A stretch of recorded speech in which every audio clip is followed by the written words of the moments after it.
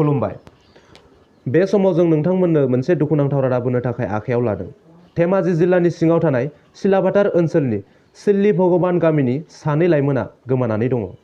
सावगारियाव नुनाय बै सानै सुबुङा थांनाय 17 आगस्ट खालारखालिनिफ्राय गोमानानै दङ।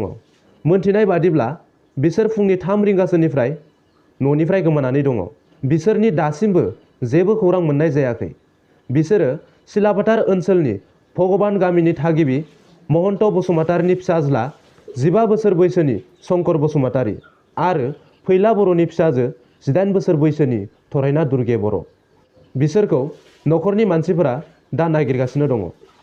बिसोरखौ सोरबाफोर बबेयावबाफोर नुदोंब्ला 8399040182 60000039317600083839 आरो 6002082762 जानबुं अनजिमायाव कल खालामना खोन्थाहरनो थाखाय खावलायहरनाय जाबाय, जाहाथे बिसोर सानै गोमानाय सुबुंखौ मोनफिननायाव हेफाजाब होयो। बेनि थाखाय प्राइम 24 हेडलाइन्स न'खरनि जानानै बयनिसिमबो खावलायहरनाय जाबाय।